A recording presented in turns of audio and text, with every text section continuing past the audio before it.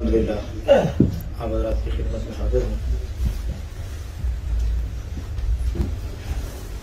اللہ تبارک و تعالیٰ سے دعا ہے کہ اللہ تبارک و تعالیٰ بار بار ہم سب کو یہ حاضری نصیب فرمائے۔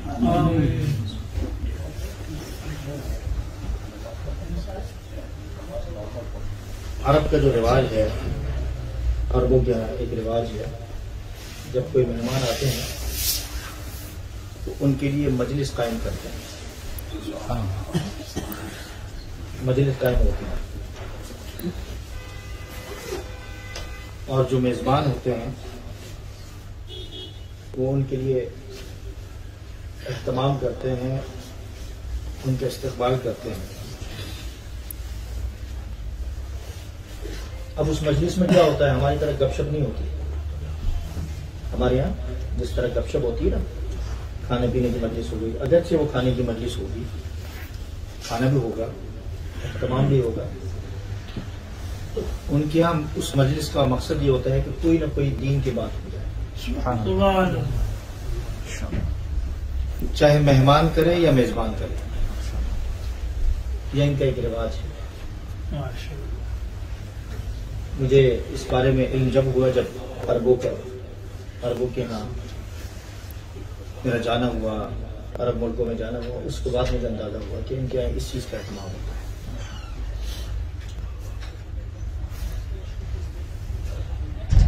میزبان گفتگو کرے یا مہمان گفتگو کرے، اس مجلس میں مہمان کا اچھی طریقے سے اکرام کیا جاتا ہے، اس کا اچھا تعارف کرایا جاتا ہے، اس کے کام کا تعارف کرایا جاتا ہے۔ الحمدللہ مدینہ منورہ میں بارہا یہ موقع نصیب ہوا، اللہ تبارک و تعالیٰ نے مجھے یہ عطا فرمایا۔ ہر سفر میں مسجد نبی صلی اللہ علیہ وسلم کے رئیس المؤذنین الشیخ ایاز احمد شکری پہلے حرم نبوی کے اندر یہ مجلس قائم کرتے تھے، اندر کبھی امام صاحب کے کمرے میں، اب ان کی رہائش گاہ پر ہوتا ہے۔ پچھلے سفر میں بھی ہوا، کچھ مشائخ کو، کچھ یونیورسٹی کے جو وہاں کے مدینہ یونیورسٹی کے طلباء کو، کچھ وہاں کے جو مہمان آتے تھے بڑے بڑے حضرات مختلف ملکوں سے۔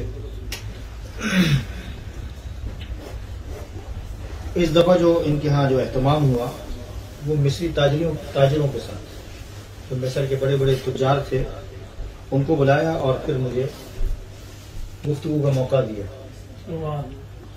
کہا کہ آپ اپنے کام کا تعارف کریں۔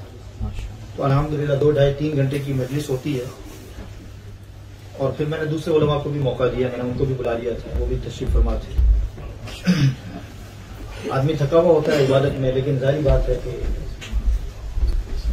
یہ بھی ایک حضور علیہ الصلوۃ والسلام کی عظمت اور حضور صلی اللہ علیہ وسلم کے شہر میں موجود ہیں، تو ہم یہ اللہ تبارک و تعالیٰ ہمیں موقع دیتا ہے تو ہم کیوں نہ کریں۔ پورا موقع اللہ تبارک و تعالیٰ دیتے ہیں۔ پھر کھانا وغیرہ تو یہ ساری چیزیں تو ہوتی رہتی ہیں، لیکن اس کے ساتھ ساتھ جو ہے یہ جو ہم مجلس ہوتی ہے وہ سونے پر سہاگا ہوتی ہے۔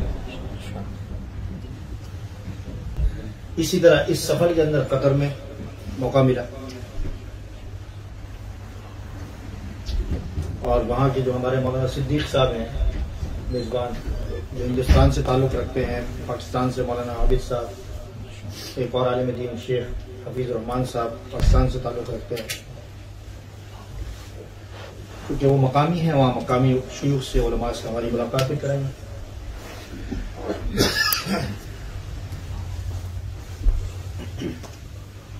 تو فجر کے بعد ایک مجلس قائم ہوئی، ایک مجلس فجر کے بعد قائم ہوئی،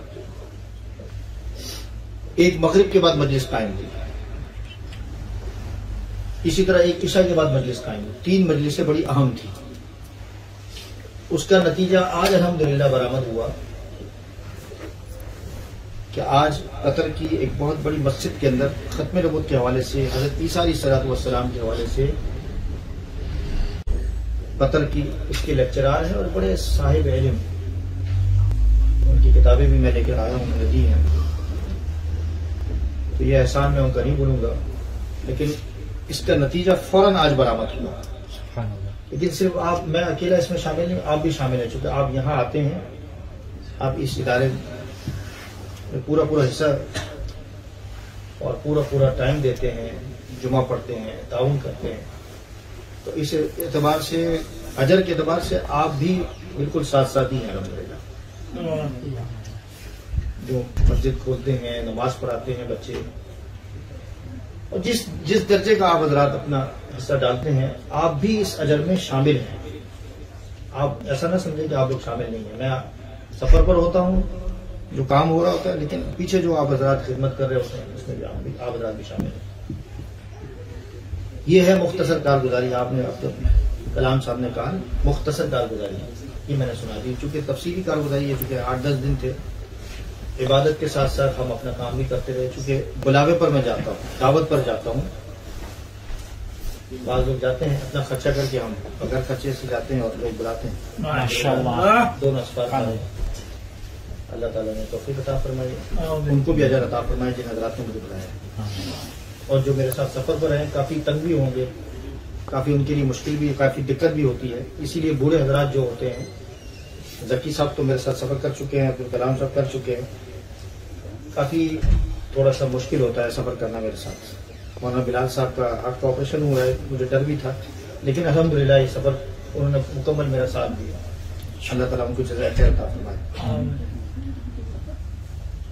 50 کے قریب ساتھی تھے الحمدللہ، اس میں چند لوگ ساتھ رہتے تھے، ساتھ رہنے سے مراد یہ کہ ہر وقت ساتھ رہتے تھے، باقی ظاہری بات ہے کہ اپنی استطاعت اور طاقت ہوتی تھی، اسی حساب سے چلتے تھے۔ اللہ اکبر۔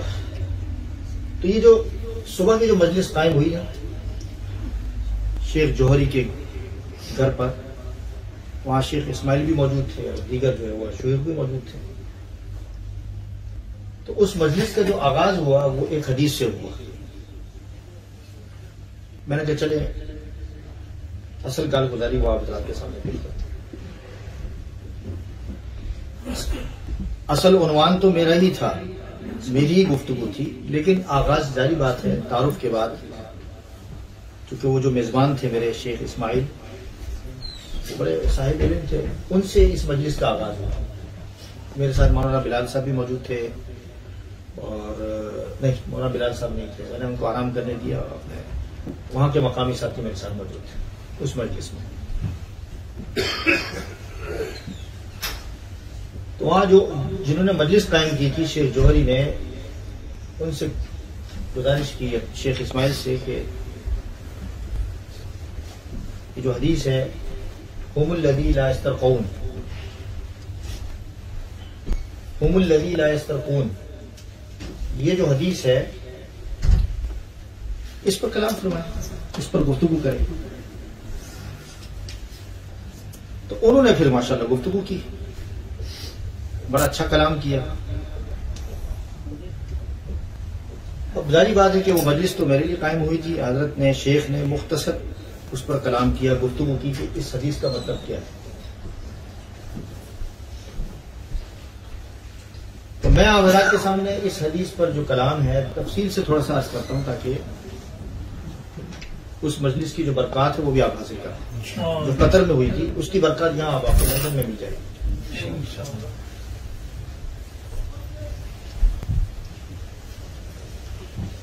اس سے پہلے ایک روایت میں آپ حضرات کے سامنے عرض کرنا چاہتا ہوں۔ وہ روایت یہ ہے کہ نبی اکرم صلی اللہ علیہ وسلم کی ایک روایت میں آتا ہے، حضرت عبداللہ بن مسعود رضی اللہ تعالیٰ عنہ روایت کرتے ہیں، وہ فرماتے ہیں کہ نبی اکرم صلی اللہ علیہ وسلم نے موسم حج کے اندر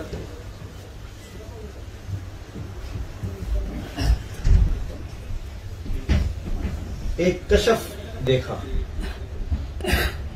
اور اس کشف کو بیان فرمایا۔ کشف کی تفصیل میں نہیں جاتا کہ کیا ہے۔ نبی کریم صلی اللہ علیہ وسلم نے ارشاد فرمایا کہ موسم حج یعنی حج کے موقع پر مجھے مختلف امتیں دکھائی گئی، امتیں، مختلف امتیں دکھائی گئی. ذرا سنیں بھائی غور سے, مختلف امتیں دکھائی گئی. مجھے حضرت موسیٰ علیہ السلام کی امت بھی دکھائی گئی, مجھے حضرت عیسیٰ علیہ السلام کی امت بھی دکھائی گئی. حضرت موسیٰ علیہ السلام کی امت جو تھی وہ بنسبت دوسری امتوں سے زیادہ تھی, زیادہ تعداد میں تھی. پھر حضرت عیسیٰ علیہ السلام کی امت بھی دکھائی گئی. ایک اور روایت آتی ہے اسی طرح کی, اس میں حضور صلی اللہ علیہ وسلم نے فرمایا کہ مجھے امتیں دکھائی گئیں اور کچھ زیادہ دکھائی گئی, کچھ نہیں زیادہ دکھائی گئی. کچھ پہاڑوں پر تھی, کچھ ٹیلوں پر تھی, کچھ زمین پر تھی, ہر طرف پھیلی بھی دیکھی. امتوں کو میں نے پھیلی بھی طرف دیکھا, ہر طرف پھیلے ہوئے. تو میں نے پوچھا کہ یہ زیادہ ہے اور وہ کم ہے, یہ کس کی امت ہے؟ یہ جو امت زیادہ نظر آ رہی ہے یہ لوگ کون ہے؟ تو بتایا گیا, نبی کریم صلی اللہ علیہ وسلم فرمایا تھا کہ یہ آپ کی امت ہے.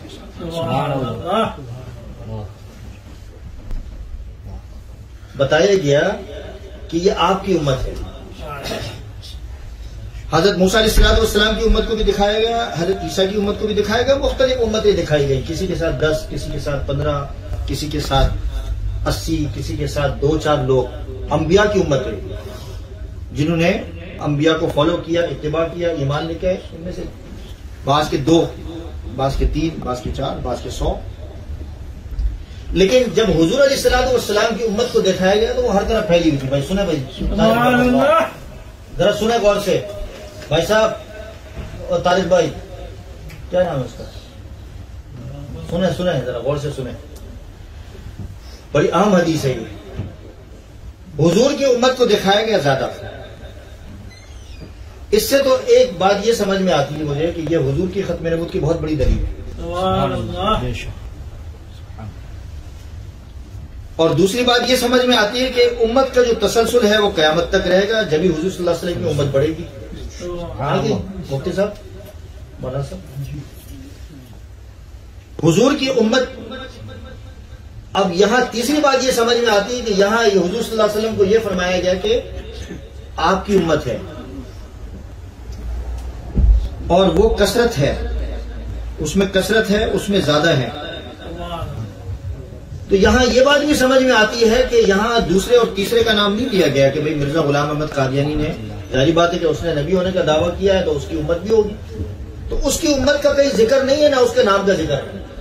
تو اس اعتبار سے ختم نبوت کی دلیل ہوئی کہ نہیں؟ ختم نبوت زندہ باد ہے کہ نہیں؟ چوتھی بات یہ ہے کہ جو حضور کی امت ہوگی وہ کثرت میں ہوگی.